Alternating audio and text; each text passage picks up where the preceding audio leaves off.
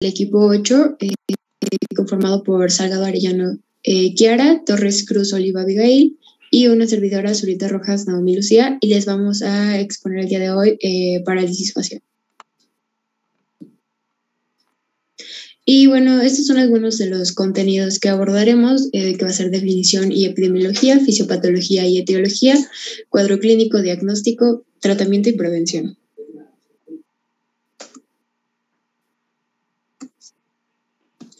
Y, ya. Bueno, vamos a comenzar definiéndolo. El término parálisis facial o parálisis de Bell, esto porque Charles Bell fue el primero que la empezó a describir, pues se va a definir o se aplica la parálisis del séptimo nervio craneal de tipo periférico y tiene un comienzo agudo, unilateral, que puede ser completa con pérdida total de la movilidad o incompleta. Y bueno, cuando permanece algún tipo de movilidad del lado afectado de etiología desconocida, es decir, si nosotros tenemos una parálisis facial provocada por un EBC o algún traumatismo o por un tumor, esta no se va a considerar una parálisis de Bell, ¿de acuerdo?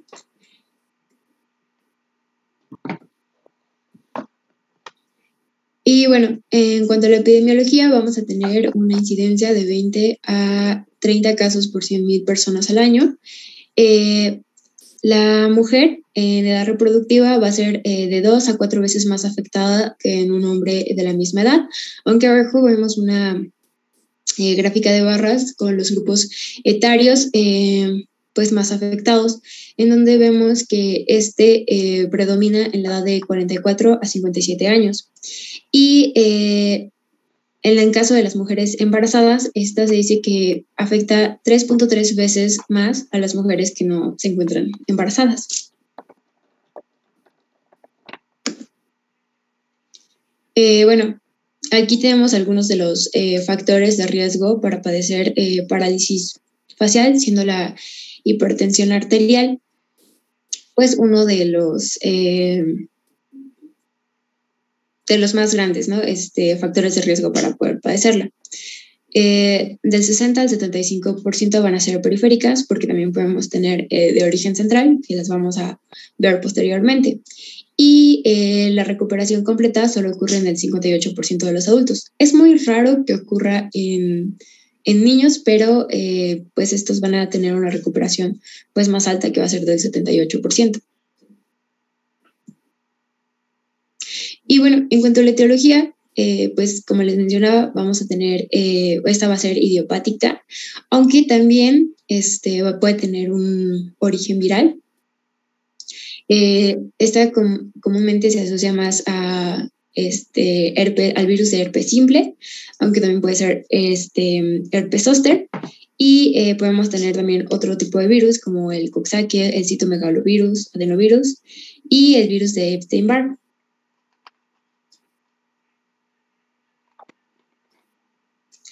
Y bueno, pues comencemos ubicando a nuestro séptimo par craneal o nervio facial. Va a emerger del puente trocoencefálico y luego pues va a pasar hacia el hueso temporal, en donde va a atravesar un pequeño canal en forma de C, que va a ser pues el canal facial, y va a salir del cráneo a través del agujero estilomastoideo. Y desde ahí pues van a salir diferentes ramas hacia la musculatura facial.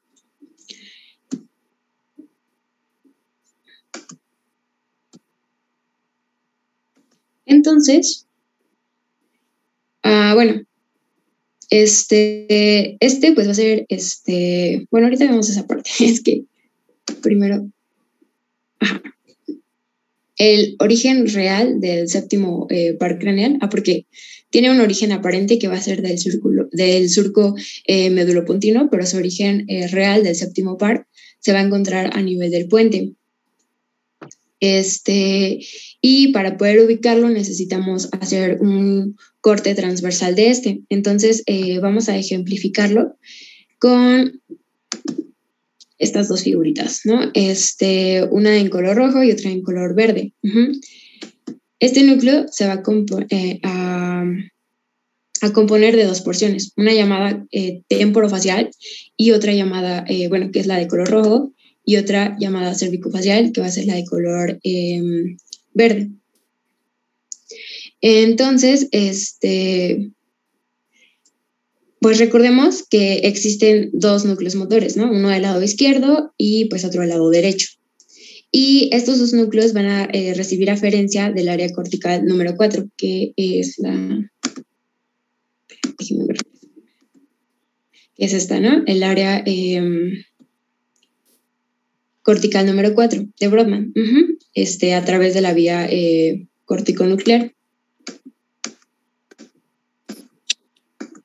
Entonces, pues con base a nuestro homúnculo motor, estos van a ser exclusivos de corteza, donde pues es que se representa la cara. Entonces es donde van a provenir pues estas mismas fibras. Entonces la vía corticonuclear va a descender en ambos lados, llegando ipsilateralmente a la porción temporofacial del núcleo motor del facial de cada lado, respectivamente. Pero eso no es todo. Además, va a haber o van a existir unas fibras que van a ser unas decusaciones, es decir, pues van a ir hacia el otro lado del núcleo, pues ahora sí que hacia el núcleo contralateral.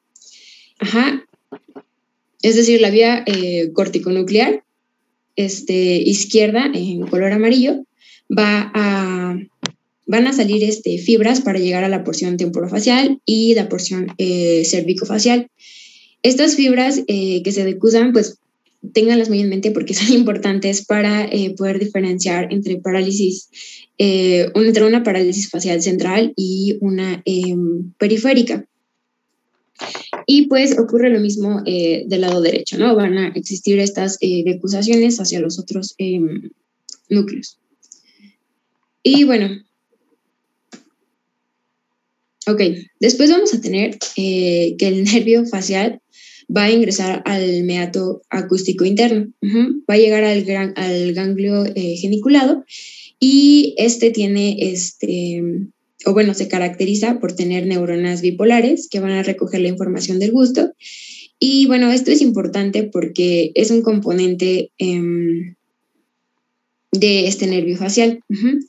Después va a dar una vuelta que se conoce como la rodilla del facial y va a llegar al conducto del facial, donde se va a relacionar con el oído medio. Y aquí va a dar inervación al músculo estapedio y va a originarse el nervio caudado.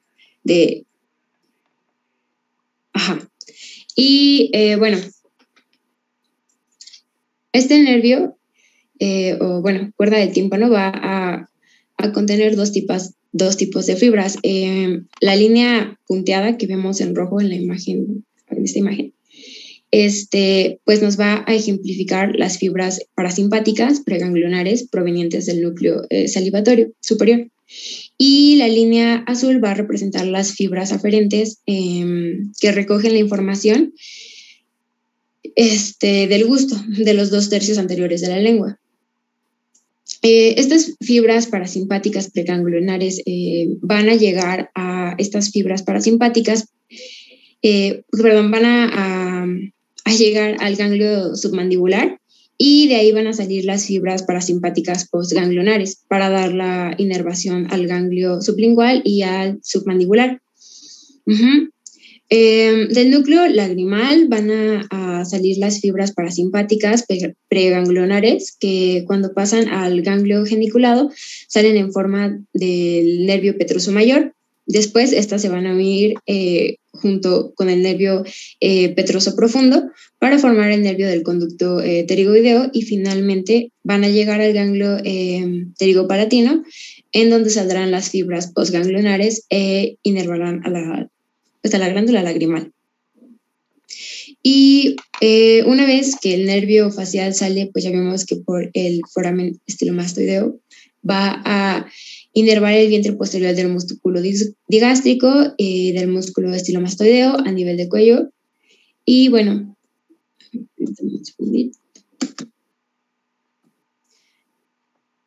después lo que va a hacer el nervio facial va a ser perforar la parótida y aquí va a dividirse en una parte cérvico-facial y en una parte temporofacial. ¿De acuerdo? Y entonces el tronco temporofacial pues va a inervar a la musculatura de la expresión facial de la mitad superior de la cara, que son los músculos auriculares, el músculo occipitofrontal, el orbicular de los ojos, el elevador del ala de la nariz, y bueno, los cigomáticos mayor y menor, el elevador del ángulo de la boca. Y en cuanto al cérvico facial, este va a inervar a los músculos de la expresión facial de la mitad inferior de la cara, que son pues el músculo orbicular de los labios, el expresor del labio inferior, el músculo mentoniano y el depresor del ángulo de la boca. Y el risorio, así como el platismo. Bueno, y tenemos que recordar que estos pues esta musculatura que les acabo de mencionar, pues va a tener inserciones cutáneas. Entonces, pues su contracción va a generar pliegues o arrugas. Y pues es de ahí que nos va a permitir la gesticulación. Ahora, si no funciona esta musculatura, pues no se va a generar arrugas ni va a haber movimientos en la cara. Entonces, con base en todo lo que hemos visto, para poder diferenciar una parálisis facial central de una parálisis facial periférica, debemos dividir a la cara como si estuvieran representados los núcleos del facial. Es decir, a ver, tengo los dos núcleos. Vamos a dividir nuestra cara en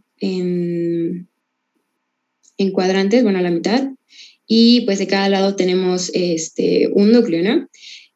Entonces, divido la cara en izquierda y derecha, pero a su vez cada núcleo pues se divide en dos porciones. Por ello, pues divido otra vez la cara, ¿no? Y esto nos va a dar como resultado pues 4 cuadrantes, ¿no? Y bueno, pues con este código de colores siento que ya es mucho más fácil representar qué región o qué porción del núcleo inerva a cada parte de la cara. Ahora, yo sé que en una parálisis facial periférica, ya sea que la lesión se vaya a ubicar en el núcleo o en su recorrido, pues la lesión se va a ubicar en el núcleo, o en su recorrido, como lo dije, pues por ende la porción afectada va a ser pues la mitad de la cara, ¿de acuerdo?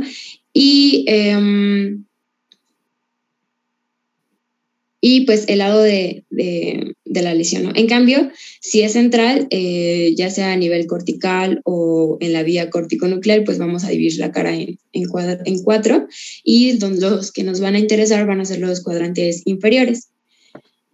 Entonces, ahorita vamos a ver mejor esto para aterrizarlo mejor. Entonces, bueno, bien, vamos a hacer una integración, ¿de acuerdo? Si nosotros tenemos una lesión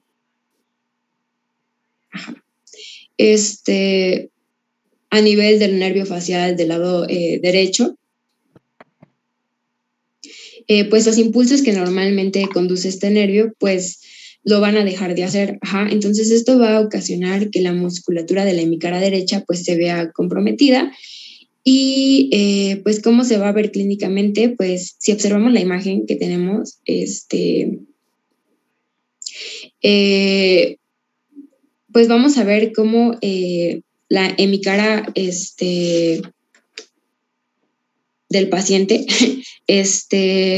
pues va a presentar, no presenta arrugas más bien, y la sonrisa se va a ir hacia el lado sano. Ajá. Entonces, por ejemplo, esto es algo que me sorprendió mucho porque yo pensaba que, o sea, las arrugas y la sonrisa, o sea, que este era el lado afectado, ¿no? Pero no, este sería el lado sano, o sea, la sonrisa se va a ir pues hacia el lado sano. Y esto porque es, pues como les mencionaba, pues esta musculatura va a tener inserciones cutáneas, que son las que nos permiten pues gesticular, ¿no? Entonces, si está dañado, pues no se van a ver esas arrugas ni esas, pues sí, gesticulaciones. Entonces, ahora pues pasemos con una, bueno, y pues esta pues nos va a afectar pues solo la mitad de la cara, ¿no? Y bueno, pasemos con una lesión a nivel central. Y bueno, primero pues tenemos que tomar en cuenta que cuando hablamos de una parálisis central, yo ya debo de dividir pues mi cara en cuadrantes, ¿no? Y pues recordemos que los que me van a importar van a ser los que están en la parte inferior, izquierda y derecha. Entonces, pues vamos a lesionar, o aquí ya vemos que se lesionó la vía córtico-nuclear del lado derecho, y esta vía pues tiene 3 caminitos, ¿no? Como estamos viendo, que son las famosas decusaciones que ya les mencioné. Y bueno, el primero pues va a ser las aferencias que llegan a la porción temporofacial del núcleo facial pues del lado derecho. Y bueno, llegando al cuadrante superior derecho, pues, o sea, se va a ver comprometido, sí o no, pues ahorita veremos, ¿no? O sea, porque pues en teoría, si esto se afecta, pues tendría que estar afectado este cuadrante, ¿no? Pero ahorita vamos a ver si se afecta o si no se afecta. Y bueno, las fibras contralaterales también van a ser muy importantes, que son estas. La que va hacia la porción temporofacial del lado izquierdo y llega hacia el cuadrante superior izquierdo, pues también se tendría que ver comprometida. Pero ahorita veremos. Y bueno, ¿qué pasa con el último camino, que es la fibra contralateral que va hacia la porción cérvico-facial del núcleo facial, que es del lado izquierdo? Pues corresponde al cuadrante inferior izquierdo, y se va a ver comprometido, ahorita veremos. Entonces, bueno, ¿qué es lo que pasa? Si se dan cuenta, del otro lado de nuestra vía córtico-nuclear izquierda, esta va a inervar también a los cuadrantes que ahora sí que van a coincidir con el cuadrante temporofacial derecho y al temporofacial izquierdo. Entonces, el único que se vería afectado, que no está también inervado por esta vía córtico-nuclear, que es la que está representado en amarillo, sería la vía cervicofacial izquierda, ¿no? Entonces, en teoría, como nada más está pues inervado por este lado, vamos a tener una afección pues en el cuadrante inferior izquierdo, ¿no? Que se vería, pues se va a ver comprometido, ¿no? Entonces, en pues obviamente como esto, pues si seguimos ese principio de que la sonrisa se va hacia el lado que está sano, pues se iría hacia el lado derecho, pero si se dan cuenta, nuestra lesión aquí se encuentra del lado derecho, pero es por esto mismo de estas decusaciones que hay, que pues se encuentra del lado derecho, ¿no? Si fuera la lesión del lado izquierdo, bueno, pues se encontraría del otro lado.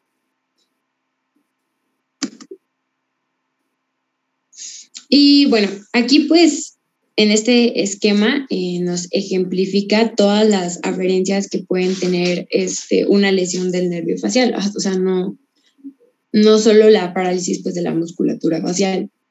Ok, tenemos 3 formas de presentación, que son se representan con estas líneas punteadas, aquí se ven los cortes. Y bueno, la primera es proximal o antes del ganglio geniculado, en la cual además de tener una parálisis periférica, pues voy a tener una denervación del estapedio, en el cual pues se va a producir una hiperacusia dolorosa, o bueno, así es como lo refieren los pacientes, y además de la inervación parasimpática de las glándulas submandibulares y sublinguales. Esta pues va a estar abolida, entonces pues van a dejar de producir saliva y bueno, en la lengua pues no van a percibir sabores en los dos tercios anteriores y pues por último no se van a producir lágrimas. Entonces también pues vamos a tener ojo seco, ¿no? Que eso ya lo veremos en cuadro clínico.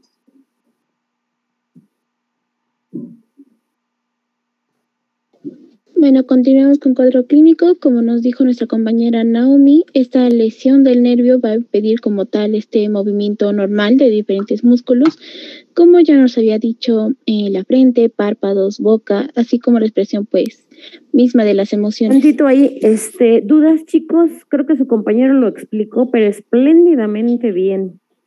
Pero hasta aquí, ¿cómo vamos? ¿Todos bien? ¿Alguna duda? No, doctora. ¿No? Ok, entonces sí, sigamos. Bueno, y como le decía, esta parálisis no solo va a causar como tal esta debilidad facial y asimetría, sino que también va a causar problemas psicológicos y emocionales. Y bueno, algo importante es de que pues el nivel de daño neurológico va a terminar como tal el cuadro clínico. Bueno, y de manera general nos dice que estos tipos de parálisis, como ya nos dijo nuestra compañera Naomi, va a ser periférico, nuclear o central. Siguiente, por favor. Y bueno, esta tablita podríamos considerarla como la más importante porque nos va a mostrar los tipos de parálisis, así como las características puntuales que van a tener, ¿no? Y bueno, aquí meramente se divide en central y periférica. Como tal, la central pues va a ser una afección de la neurona motora superior y esta se divide en supranuclear y nuclear. Y bueno, en la parte supranuclear nos va a decir que la sintomatología que va a ser es la parálisis de la parte inferior de la cara, ya sea esta por el núcleo superior del nervio facial, que como ya recordamos, bueno, como ya nos explicaron, recibe inervación biparental. Y bueno, esta va a ser una hemiplegia del mismo lado de la lesión. Con respecto a la nuclear, esta va a ser igual a parálisis facial completa, pero respetando sobre todo las funciones sensitivas y secretoras que va a tener pues este nervio, ¿no? Del otro lado, bueno, abajo en la parte naranja tenemos a la clasificación periférica y pues esta de manera general va a ser van a estar causadas por una daño, ya sea del tronco nervioso del nervio facial, ya sea en todo su trayecto, desde la emergencia por el surco vulvoprudencial hasta las ramas temporales y cervicovaginales, como ya nos explicaron. Y bueno, de manera general, esta va a ocasionar una parálisis de la hemicara con borramiento, pues, de estos arrugas o pliegues que ya nos mencionaba, y se va a ver una desviación propia de la comisura hacia el lado sano. También va a haber una incapacidad para el cierre ocular del lado afectado y el signo de Bell. Aquí, pues ya lo hablaremos más adelante, y también va a haber lagrimeo.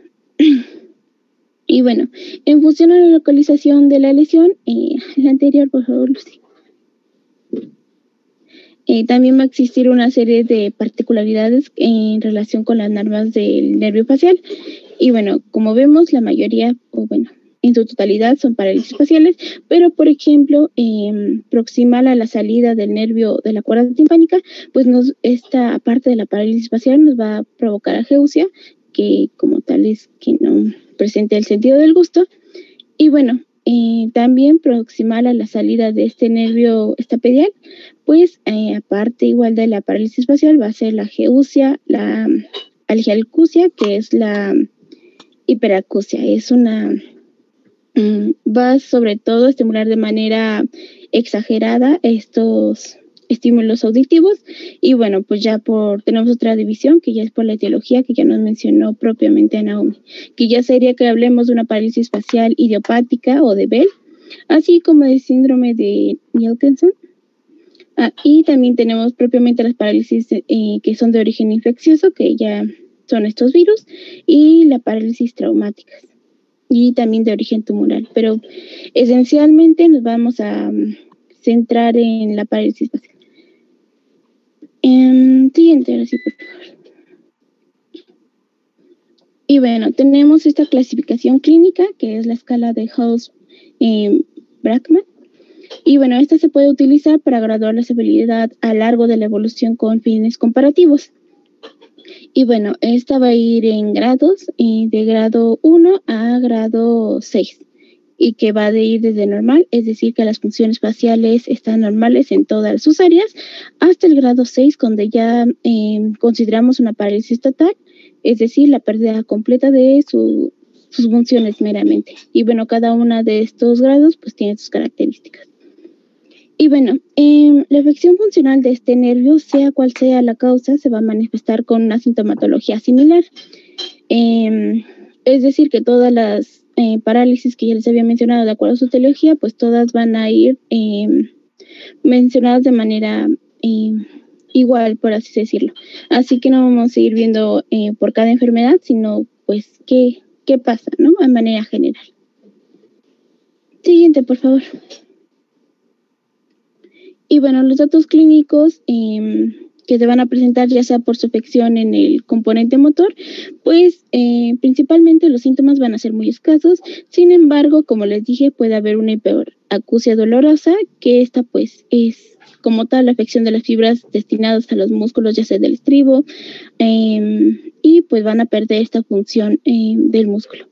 Y bueno, la exploración física, pues va a haber una paresia o una atonía facial que en reposo o en movimiento, pues se va a percibir de distinta forma. Aquí tenemos, bueno, lo que se muestra es una parálisis facial periférica derecha, y lo que vamos a observar van a ser por numeritos para ejemplificarlos mejor. En el 1, lo que podemos ver es de que el lado paralizado se han borrado las arrugas frontales, como ya nos dijo nuestra compañera. Y en el número 2, vemos como tal el signo de Bell, que este es cuando el enfermo cierra el ojo y el globo ocular gira hacia arriba. Y también va a ser presente la esclerótica ocular. En el número 3 tenemos el borramiento del surco nasogeniano del lado afectado. En número 4 tenemos la caída como tal de la comisura labial, y el 5 la hipotonía del mentón.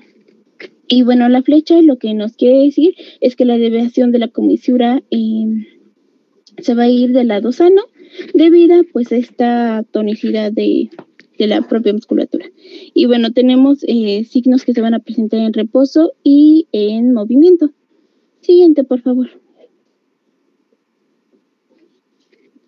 Como tal, las que se van a presentar en reposo van a ser meramente por una simetría de la hemicara, afectando ya sea la relación sana y la pérdida del tono muscular. Y bueno, esta se va a caracterizar por la disminución de los pliegues frontales, de la caída de la ceja, así como la hendidura palpebral aparece más ancha. También los pliegues nasogenianos van a estar menos marcados o incluso abolidos, y también va a haber una disminución de la apertura del vestíbulo nasal y la desviación de la punta nasal hacia el lado que no va a estar afectado. También va a haber la caída de la comisura bucal. Y bueno, en movimiento, pues aquí vamos a hacer también exploración física, y se le va a pedir al paciente que mueva la musculatura facial. Aquí pues vamos a ver un agravamiento de la simetría facial, que bueno, es caracterizada por la imposibilidad de arrugar la frente y levantar la ceja, y pues el signo de Bell que ya habíamos visto. También va a haber imposibilidad para elevar la comisura bucal al reír, silbar, soplar o mantener el aire o esta presión dentro de la boca. Esto pues por la parálisis semilabial, ¿no? También tenemos el signo de Pitres, que esta se va a presentar cuando se le pide al paciente que muestre los dientes y se observa como la apertura bucal adopta una disposición similar, lo manejaban como raqueta, en donde la parte más ancha va a corresponder a la hemicara sana. Bueno, también se le va a pedir que contraiga los músculos de la platisma del cuello, y se va a observar como los pliegues de la piel cervical solo se manifiestan o son más significativos del lado sano. Es decir, que que al pedirle que haga esto va a haber una contracción de la musculatura anormal, ¿no? Va a estar diferente. ¿Cómo lo vemos de la imagen izquierda? Siguiente, por favor. Y bueno, ya por afectación de su componente secretor, lo que más se va a presentar es la disminución de la secreción de la saliva y lagrimal sobre todo. Sin embargo, es frecuente que los pacientes refrían lagrimeo en el lado afectado debido a la dificultad o imposibilidad de, pues como tal, de conducir la lágrima al canículo interno del ojo y pues posiblemente o subsecuentemente a la evacuación del saco lagrimal. Y bueno, esto va a ser debido a la falta o ausencia del movimiento del párpado. Y bueno, como veremos en el diagnóstico, este es un test que se le hace para evaluar esto, que es el test de Schindler, que es para valorar la cantidad de la secreción lagrimal. Siguiente, por favor. Y bueno, aquí está de manera general un paciente con parálisis facial derecha y pues vamos a observar meramente esta deformidad cosmética o en la cara, más o menos. Y bueno, lo que nos dice la primera imagen es de que va a estar relajado el paciente y vamos a observar, bueno, lo que se ve es que la fisura palpebral está ligeramente más ancha en el ojo derecho. En la imagen del lado es a levantar la ceja y lo que vemos es la reducción propia del surco de la frente del lado derecho. Al sonreír el paciente, pues vamos a observar esta reducción significativa del movimiento del lado derecho, dando un aspecto característico de la boca. Y bien, el último está cerrando bien los ojos, para así decírselo, y se va a observar una debilidad evidente del lado derecho para hacer esta gesticulación. Siguiente, por favor. Y bueno, propiamente ya hablando de esta parálisis facial o de Bell, va a ser la forma clínica de parálisis más frecuente, eso quiere decir del 50 al 75%, y se van a presentar de 20 a 30 casos por cada 100,000 personas al año, siendo más prevalente en mujeres. Y bueno, también se ha descrito que podría ser a causa de complicaciones del embarazo, diabetes o hipertensión arterial, pero sin embargo aún no tiene explicación factible sobre las causas asociadas. Eso quiere decir que es mayormente idiopática, aunque se ha visto que la prevalencia va a ser mayor por virus del herpes simple. Y bueno, la mayoría de estas presentaciones se va a recuperar por completo de 3 a 4 meses.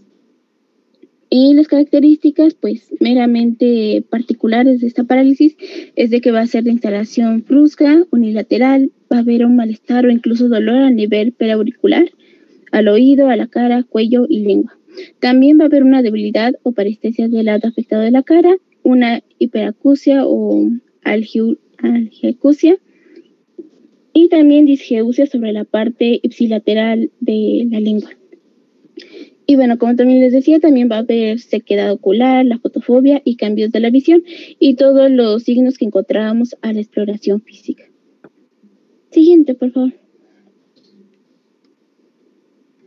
Bueno, también vamos a tener complicaciones y secuelas de la parálisis facial periférica y que de las oculares vamos a encontrar por la desprotección del globo ocular, por esta parálisis de los músculos orbiculares de los párpados, vamos a encontrar meramente esta irritación conjuntival y incluso, si esto se agrava, úlceras corneales. Y bueno, de esta meramente se espera la recuperación muscular. Pues antes de que suceda eso, durante este proceso se deberá proteger al ojo cubriéndole en posición cerrada con uso también de lágrimas artificiales. Y si no es posible, hay que recubrir con un método quirúrgico. También vamos a encontrar la presencia de sincinercia, que va a estar más presente en lesiones graves y bueno, son contracciones de un grupo muscular facial cuando se desea contraer otro músculo. Y bueno, esto meramente lo manejaban como una equivocación en la regeneración de axones tras esta desinervación que se crea. Y bueno, el tratamiento meramente va a ser fisioterapéutico. Y también tenemos el último, que es el síndrome de las lágrimas de cocodrilo. Esta va a ser menos frecuente y nos dice que en lesiones graves, ya sea localizadas en la proximidad del ganglio geniculado. Y bueno, esto mayormente se va a deber a un error en la regeneración de estas fibras nerviosas parasimpáticas, que va a haber una mayor inervación a esta glándula lagrimal. Y bueno, se caracteriza por el lagrimeo que se presenta unos minutos después de haber comenzado a comer. Y el tratamiento va a ser meramente la sección del nervio vidiano antes de su entrada en el ganglio esfenopalatino. Esta técnica pues tiene resultados muy dudosos y aún son cuestionables, pero son las técnicas o las medidas que se le dan también. Siguiente, por favor. Bueno, y pasando al diagnóstico, pues como ya vimos dentro del cuadro clínico, vamos a tener que básicamente el diagnóstico es clínico. Este se va a hacer tanto en movimiento como en reposo. La parte de la exploración física que mi compañera puso en cuadro, básicamente va a ser lo que se le va a pedir al paciente que haga y pues va a ser lo que nosotros vamos a ver. Como comentó, en reposo pues se va a ver esta parte del muñequito que tiene acá más flechitas, pues de todas las partes y la parte también de los numeritos que nos habían explicado de pues tenemos que observar que se hayan las arrugas frontales y estas se han borrado en alguna parte de la cara, el signo de Bell, intentar que el paciente esté cerrando los ojos para estos movimientos. También ver el borramiento de pues, el surco nasogeniano, ver la caída de la comisura labial, como se ve en la imagen y las flechitas que lo van mostrando, y pues en la carita básicamente es en la parálisis de Bell, que por eso les puse la misma imagen para que hagan relación como con lo pasado. También pues ver si hay epíforas, desviación de las comisuras y pues básicamente con que sea un diagnóstico clínico, con eso podemos integrar nuestro diagnóstico. También pues ya en movimiento pedirle que arrugue la nariz, que apriete los labios, que haga como si quisiera soplar o silbar, y pues aquí se va a ver pues que no se puede. Le puedes dar a la siguiente. Y aquí en el cuadrito de azul les puse que se tiene que utilizar la clasificación de House-Brackman, que fue la que les puso mi compañera para esto clasificar la función de la parálisis facial, que como vimos en la tablita, en la 1 va a ser normal. Al pedirle que realice todos estos movimientos, tanto en reposo como en movimiento, pues esto va a ser simétrico, lo va a poder hacer bien. Y en la grado 6 que tenemos, que es la parálisis total, pues ahí ya no hay ni siquiera tono muscular y pues no puede hacer ninguno de estos movimientos. La siguiente, por favor. Y bueno, lo que mencionaban mis compañeros también era la parte de hacer el diagnóstico diferencial. ¿A qué nos referimos con esto? Pues esto tiene que ver desde la historia clínica. En la primera parte de arriba tenemos una garrapata que tiene un zoom, como las espiroquetas Burgdorferi, que pues esto lo que nos va a ocasionar es la enfermedad de Lyme. Esta pues es una infección multisistémica que va a ser inducida pues por la garrapata, y pues aquí lo que tenemos que interrogar para hacer pues el diagnóstico diferencial es el antecedente de la picadura de una garrapata, alguna erupción cutánea en el sitio de la picadura, y pues esto puede ser hasta un mes después, porque pues tiene un periodo de incubación de 1 a 4 semanas. Aquí se puede hacer un análisis serológico, pero esto generalmente es solo cuando después de que hagamos nuestro diagnóstico clínico, si aún tenemos dudas o persiste después del tratamiento, pues ya tenemos que empezar a buscar otras causas, ¿no? Esto se puede hacer pues, por ELISA y buscar anticuerpos IgG e IgM, y pues nos podrían integrar la enfermedad de Lyme, que pues también genera la parálisis. Para hacer diferencial, es el síndrome de Van-Zyl, que este es en la parte que veíamos de etiología viral, por herpes zóster del ganglio geniculado, hay parálisis y erupción vesicular en el conducto auditivo externo, que es la imagen en A que les muestro, y pues esto desde la inspección se tiene que buscar para poder buscar esa posible causa y darle tratamiento a esto. Esto también se ve en las membranas de la bucofaringe, entonces pues tiene que hacer una buena inspección y una buena exploración, así es.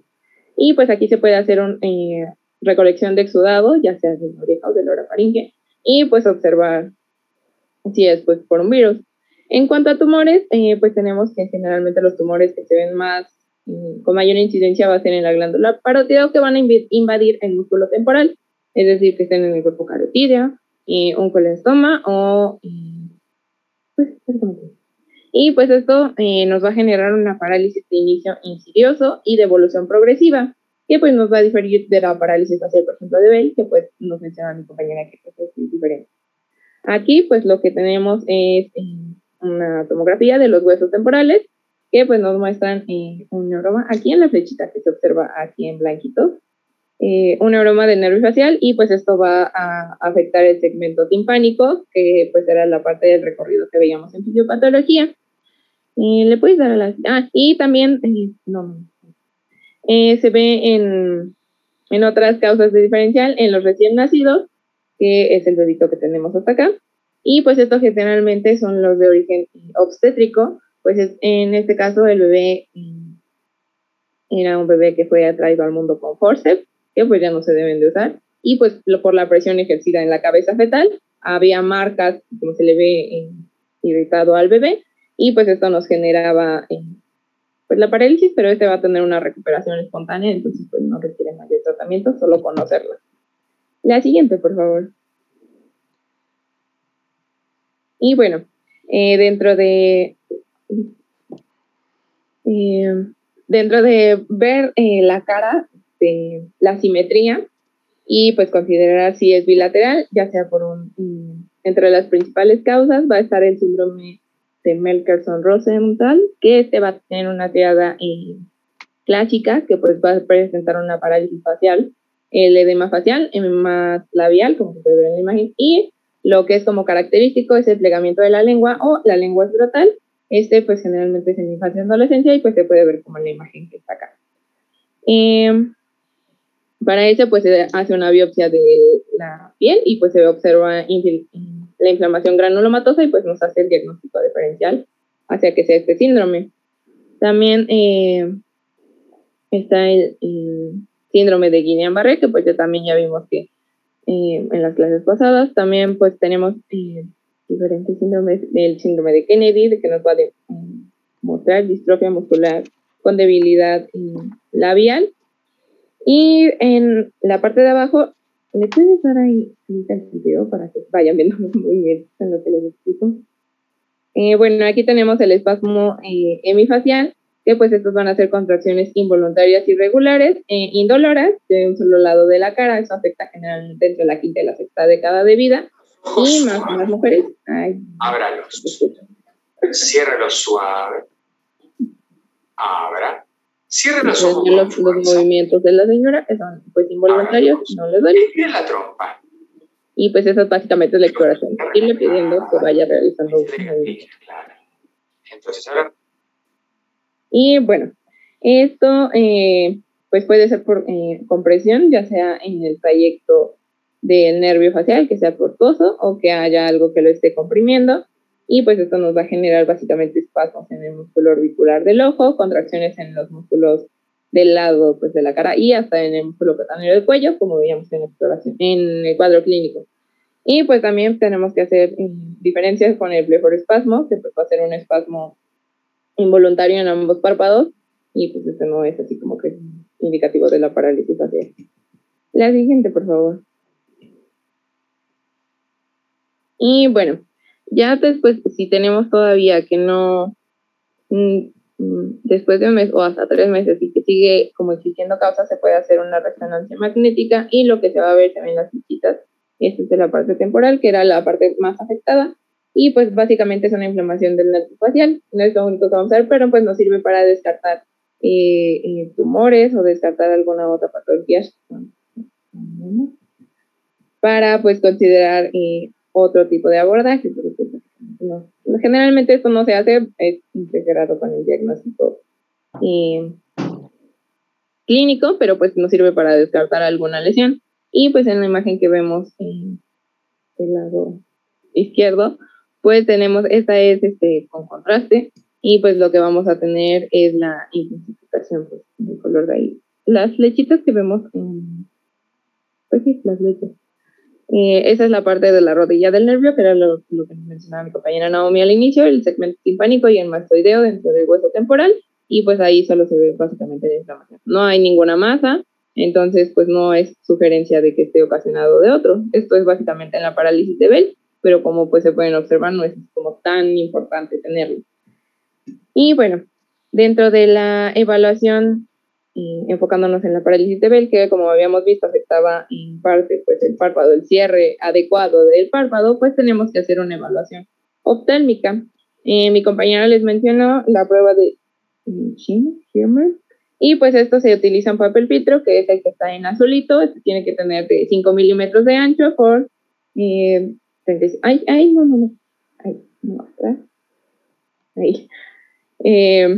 Y bueno, se va a insertar en la unión de un tercio medial y externo del párpado inferior. Se deja por 5 minutos, esto se puede hacer con o sin anestesia. Se deja, y después lo que vamos a medir va a ser la cantidad de humedad que vamos a tener en esta línea. Esta se va como pintando de acuerdo con la película lagrimal, y lo normal es que tengamos 15 milímetros de humedad, digamos así. Ya cuando hay 5 milímetros, pues ya es como una gran alteración, y pues también se puede ver el tiempo de ruptura de la película lagrimal. Esto se puede hacer con colorante como fluoresceína en el fondo del saco inferior, y pues solo se observa con luz azul, y pues básicamente se va a observar pues si hay alguna ruptura, pero esto pues para descartarnos que todavía exista ojo seco. También se tiene que ver la agudeza visual, las reacciones pupilares y la evaluación de la sensibilidad corneal. Recordemos que pues como irle acercando algo del lado de la periferia, y pues también ver la función de los músculos del elevador del párpado superior, y también la presencia, observar sus párpados en caso de que haya entropión, que sea como una inversión, o ectropión, que pues no puede. Y también pues ver si hay inyección conjuntival, y pues básicamente eso es como de la evaluación oftálmica. La siguiente, por favor.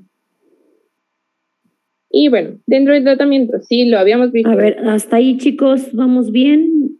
No he intervenido porque la realidad es que sus compañeras están dando bastante bien el tema, pero hasta aquí sobre el diagnóstico. Todo bien, doctora. No, doctora. Sí. Ok, bueno, síganle, doctoras. Ok. Bueno, continuando con el tratamiento, sí habíamos visto que podía ser por una generación de una causa inflamatoria, ya sea, por ejemplo, viral o sistémica. Pues lo que vamos a utilizar pues van a ser un ciclo de glucocorticoides. Estos tienen una mayor efectividad si se empiezan a dar dentro de las 48 a 72 horas de inicio del cuadro clínico, y pues lo que se utiliza generalmente es la prednisona a 60 miligramos día, y pues esto va a tener como cierto grado de dosis. No se pueden dejar los corticosteroides así de tajo. Entonces, durante los primeros 5 días se van a dar los 60 miligramos, y después se va a ir bajando esos 5 días, ¿sí? Y después los otros 5 días siguientes vamos a ir bajando la dosis de 10 miligramos en 10 miligramos. Es decir, el sexto día pues vamos a dar 50, el cuarto 30 y 10, y ya a partir de 10 miligramos, que va a ser el último día, ahí al siguiente día pues ya se suspende el tratamiento. Esto pues nos acorta, menciona que acorta el periodo de recuperación y mejora el pronóstico, porque pues va a generar esta desinflamación que necesitamos, y pues reduce el grado de complicaciones que eran especialmente de las incinesias, que era lo que nos comentaba mi compañera hace unos momentos. Y bueno, hay controversia sobre si combinarlo con tratamiento antiviral o no. A ver, tantito ahí. Este es muy importante porque es de los tratamientos iniciales, y así como dijo su compañera, entre más temprano lo demos es mejor. Obviamente primero hay que hacer una buena sembiología para llegar a un buen diagnóstico y ver qué tratamiento es el que vamos a dar. Pero sí, generalmente el que damos es inicial, o básico, la prednisona. Este es importante, se calcula a 1 miligramo por kilogramo por día, y como tope son 60 miligramos. ¿Cómo lo vas bajando? Eso también es importante. No se puede cortar igual, de la misma manera que dijo tu compañera, de forma abrupta. Siempre los esteroides se dan, o se empiezan más bien a quitar de manera reductiva. Aquí ya lo manejó de 10 en 10. Puede ser también de 5 en 5. Eso ya va a depender de ustedes y cómo les vaya en la vida, ¿verdad? Hay pacientes que ustedes van a decir, no, yo necesito quitarle el esteroide, pero de forma más lenta. Bueno, también entonces es válido irlo quitando de 5 en 5. Existen 2 presentaciones de la prednisona. Se las menciono porque, por ejemplo, si ustedes le van a dar a un paciente de manera inicial 60 miligramos y le damos la presentación que tiene aquí su compañera, pues son 12 tabletas. Y a veces es un poquito difícil y hasta aparte los pacientes pues ahí se impresionan un poquito de decir, 12 tabletas me tengo que tomar juntas, así. La otra es de 50 miligramos, entonces inicialmente le podemos dar una tableta de 50 miligramos y 2 tabletas de 5, ya son los 60. Los 3 primeros días y después, ya sea que ustedes decidan 10 o cada 10 o 5 miligramos, irlo bajando de forma paulatina. Otra manera importante, otro dato importante es el esteroide se utiliza antes de las 12 de la mañana. Porque va con el ciclo circadiano. Entonces, después de las 12 de la mañana ya no funciona de la misma manera. Yo tengo recetas de pacientes de médicos generales que les ponen prednisona, tomar una tableta cada 8 horas. Una tableta son 5 miligramos, la verdad es que ni les va a hacer nada. Y 2 cada 8 horas, pues no me le va a funcionar la tableta de en la mañana. Entonces recuerden, el esteroide, sobre todo la prednisona, es antes de las 12 del día para que tenga buen efecto. ¿De acuerdo? Síguele, doctora. Sí. Bueno, y del tratamiento antiviral, porque mencionaba pues por los diagnósticos diferenciales de que pues fuera causado por el virus del herpes, y pues en este caso se podría dar, pero no, hay muchas otras bibliografías que no lo recomiendan dar así como de primera línea, pero pues en caso de que sí lo vayan a dar, pues les mencioné el aciclovir o el valaciclovir, pero hay mucha literatura que menciona que no se debe de dar o que no está tan recomendado. La siguiente, por favor.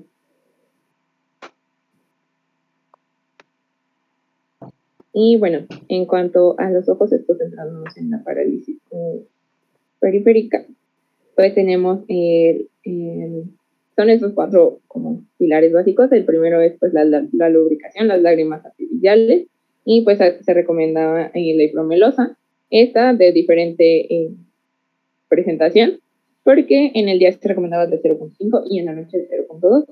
Y bueno, ¿por qué en la noche aumenta, no? Esto porque en el día pues todavía pueden hacer un mayor esfuerzo o mayores técnicas para intentar cerrar los ojos, pero pues en la noche si el ojo se queda abierto pues nos va a generar un síndrome el ojo seco, y pues esto pues tiene mayores complicaciones, y pues es lo que se intenta prevenir. Estas se dan gotas en los ojitos cada 4 horas, y pues ya esto en caso de que no responda a tratamiento se puede dar, que es los número 3, que son los lentes terapéuticos, lentes de contacto terapéuticos, que pueden ser de hidrogel de silicona, y pues esto solamente para mantener la lubricación ocular. Y bueno, en caso, como les mencionaba, que en la noche es como lo más, digamos, lo más crítico, pues se menciona que se puede usar el uso de cinta adhesiva de papel o microport para deprimir pues el párpado superior durante el sueño, y eso evitarnos la sequedad corneal, deprimir sus ojitos que ya no hacen normalmente. Y pues finalmente tenemos ya en otros casos pues la inyección de toxina botulínica en el músculo elevador del párpado superior. Esto podría ser como antes para generar los sonatos del párpado del temporal y proteger la córnea y pues los músculos afectados y aliviar pues, los espasmos. Esto, por ejemplo, se hace en el blefaroespasmo que les mencioné anteriormente, pues se hace también la inyección se puede hacer la inyección de toxina botulínica, pero es en el músculo auricular del párpado, y pues esto se los hace como para tratamiento, pero básicamente pues es la lubricación, y pues esto para evitar el daño corneal. También pues se puede utilizar, los puse abajo unos lentes, pero bueno, deben ser lentes de protección solar, y esto igual, básicamente lo que vamos a evitar es el daño corneal. Y la siguiente. Entonces, Rodrigo, ¿cuál es una complicación que nos está mencionando tu compañera que hay que tratar de evitar a toda costa, Rodrigo Murillo? ¿Qué estás luchando? para mantenerte despierto. Sí, perdón, doctora. Bueno, ya a ver, despierta, ya casi acabamos. El tema, bueno, está muy interesante, la verdad es que tus compañeros lo han dado bastante ameno, ¿no? Pero bueno, sí, a veces nos gana un poquito ahí el sueñito. Entonces, como lo dicen tus compañeras, hay que utilizar inmediatamente unas gotitas para lubricar, enfatizarle mucho al paciente que se tiene que colocar su cinta adhesiva. ¿Por qué? ¿Qué estás tratando de evitar? ¿Qué complicación, Rodrigo? Cuéntame.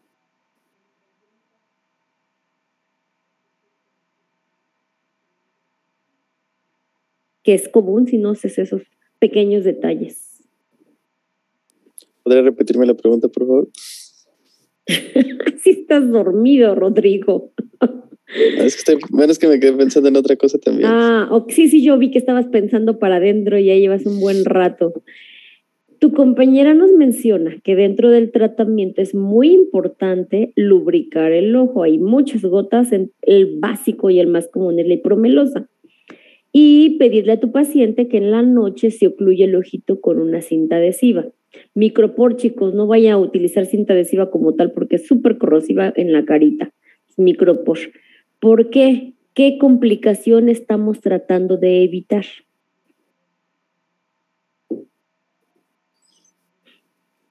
Podría ser bueno, lo que no queremos es que el ojo se quede más seco, ¿no? Quizá una blefaritis o algo así. ¿Tú qué opinas, Estefanía Guillén? Pues había mencionado mi compañera que era para evitar justamente sí la sequedad del ojo, para preservar como que la lubricación, la lágrima que no se perdiera de alguna manera. Entonces para eso era lo de la cinta. Martínez Cortés, ¿tú qué opinas? ¿Qué complicación estamos tratando de evitar? Justo esa del ojo seco, me parece. ¿Pero qué les va a provocar el ojo seco? Esa es la complicación. De manera subliminal se los dijo su compañera. ¿Puede provocar ceguera, doctora? Ya sea parcial o completa. No, mi vida, no, para nada, estamos muy lejos de eso. Puede ser de que estemos tratando con la afección de lagoftalmos, creo que se le dice, ¿no? No, algo bien sencillo, que su compañera que estaba exponiendo casi ya se les... ¿Una qué? ¿Daño corneal? ¿Qué daño? Sí, es en la córnea, se los ha estado dice su compañera. ¿Cómo se llama? ¿Qué daño es el que provocamos? ¿Una ulceración podría ser? Una úlcera corneal, una vil y vulgar úlcera corneal. De acuerdo, Itzel, hay que abrir los ojitos, Juárez Itzel. Una úlcera corneal. Realmente los pacientes es una de las complicaciones más frecuentes que llegan a tener los pacientes y que las podemos evitar con las simples indicaciones que están dando sus compañeras. Lubricante hipromelosa cada 4 horas y por la noche su micropor.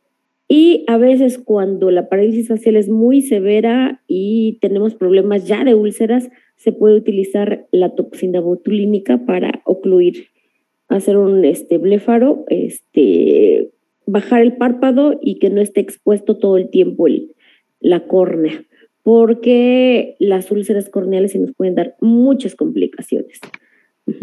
Y si no se evitan, pero no ceguera como tal, no. Bueno, síguele, doctora. Bueno, ya dentro de otro tipo de tratamiento que debe de ser como, aparte de todo lo que estamos dando como complementario, pues tenemos el masaje que mencionaban. A estos hasta los mencionan o los venden en el programa, que son de 20 sesiones, 10 sesiones, de que identifican la causa y toda la parte como que está paralizada, como se ve en el muñequito, lo van como estimulando para que no se pierda pues esta parte de los músculos. Son masajes, les menciono kinesiterapia, y pues esto es para lograr la sonrisa simétrica, y pues esto es por masajes, ejercicios faciales, y también se puede complementar o lo complementan con acupuntura, y pues también con estimulación eléctrica. Esto es pues de los músculos faciales para conservar como la conductividad de las membranas y evitar la atrofia muscular como complementario. La siguiente, por favor.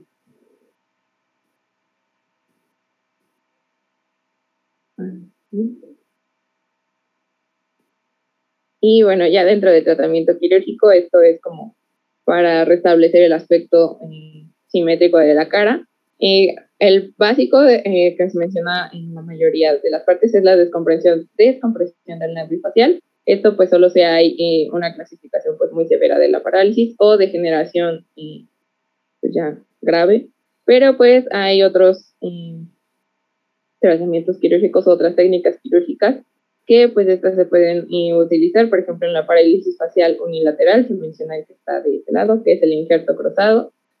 Aquí pues lo que se intenta hacer es como un contralateral y generar como una transferencia de una parte como a otra. Y esto pues se toma desde preauricular. Se buscan las ramas que se pues van a unir con las otras y pues para producir generalmente esto la elevación del labio superior y pues de la comisura labial, que es como lo que generalmente se ve. Esto es más como estético. Y bueno, también en la parálisis facial bilateral, se prefiere el que está en medio, que es la transferencia de un colgajo muscular del músculo gracilis, y pues esto se hace con anastomosis a la rama motora del trigémino, pero este es como más laborioso, pero pues requiere otra cirugía en 3 meses, entonces es como de 2 tiempos, y pues esto es como... Y pues también está en la parálisis facial unilateral incompleta. Se puede también hacer un mini colgajo temporal y pues se identifica como el músculo temporal libre, se segmenta como la parte central, como se ve en la imagen, se secciona y pues se va a pasar sobre el arco cigomático en dirección a la comisura labial, igual para para lograr como las sonrisas simétricas. La siguiente, por favor. Y bueno, también tenemos que tener pues la rehabilitación, que esto pues lo mencionaba hasta la guía de práctica clínica, que desde los 10 se podía empezar a hacer la rehabilitación de su tratamiento. Y pues básicamente nos mencionó Naomi al inicio como la inervación de cada músculo, y pues lo que se van a hacer es con movimientos. Nosotros podemos hacer, bueno, los deberíamos de poder hacer todos, que pues es como contraer los labios, y pues ahí abajo viene esto en la guía de práctica clínica, y se ve muy coqueto porque en los paréntesis vienen como los músculos que estamos utilizando para eso, y pues esto solo es para reeducar la musculatura facial. Y pues la siguiente. Y bueno, aquí no tiene alguna duda para ya dar lo casi por terminado. Vamos a entrar a la prevención. Y bueno, como ya dijo la doctora, el pronóstico de la recuperación va a aumentar en función a este tratamiento oportuno. Y el objetivo primario de esta atención es de evaluar ya sea el grado, sitio, posibles causas de la lesión para ayudar a esta regeneración del nervio. Y bueno, a pesar de que la parálisis facial es un padecimiento ciertamente común en México, no hay información accesible para los pacientes sobre qué hacer, dónde acudir o por qué sucede eso. Así que principalmente los síntomas y las consecuencias van a estar relacionados a esta prevención primaria, por así decirlo. Y bueno, otros cuidados o así datos que podemos encontrar para su prevención es de que al sufrir traumatismos, recuerden que también eran parte de su etiología, pues hay que cubrir el rostro principalmente e ir al hospital, sobre todo si tenemos complicaciones de este. También nos mencionaba evitar cambios de temperatura repentinos. Por ejemplo, si estás haciendo mucho ejercicio, pues no abrir la nevera o no salir a la calle sin suéter. Aún así cuando estés haciendo ejercicio. Y bueno, con respecto a la enfermedad de Lyme, sabemos que es transmitido por los garrapatas, pues hay que cuidar a los animales para pues que estos parásitos no nos piquen ciertamente. Al ser el humano un aspirador accidental, también puede estar como tal en el reservorio de ratas, así que pues también. Y bueno, también hay que evitar los factores de riesgo relacionados meramente a herpes zóster. Bueno, para esto se ha propuesto o ha habido un avance para evitar este herpes zóster o esta neuralgia posherpética, así lo mencionaba, por medio de una vacuna que pues ha sido autorizada en México en personas mayores de 50 años. Y bueno, aquí el promedio de duración de esta protección de la vacuna puede ir de 7 a 12 años, aunque no se conoce como certeza las posibles, si se disminuye con el tiempo, hasta el momento pues no se ha reconocido. Y bueno, esta vacuna se llama Zostavax, si mal no recuerdo, y bueno, esta es elaborada con microorganismos vivos. Y bueno, estos factores de riesgo, además, recordemos de que una persona con herpes zóster puede transmitir el virus de la varicela a cualquier persona que sea inmune a la varicela. Y por lo general esto se produce en contacto directo con las llagas abiertas de este sarpullido del herpes, y una vez infectada la persona tendrá varicela pero no herpes zóster, así que la principal prevención pues es evitar el contacto directo con el sarpullido. Y si es personal de la salud, pues tener estas medidas preventivas. Siguiente, por favor. Y creo que ya sería todo. Sí. No sé si tengan alguna duda, algo que la doctora quiera puntualizar. No, realmente estuvo bastante bien el tema. Hasta yo aprendí cosas.